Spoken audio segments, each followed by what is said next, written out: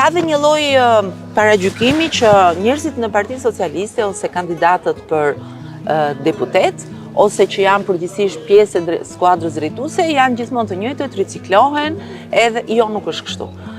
Shumë e rëndësishme për ne që ta hapim partinë.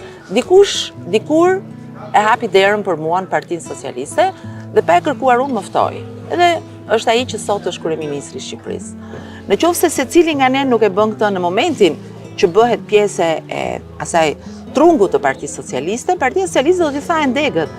Dhe arsyeja që ne e kemi hapur dhe praktikisht në gjitha skuadrat ka të rinj që ose s'kan pas asnjë lidhje me jetën aktive politike, ose që vinë nga bota akademike ose nga bota e biznesit.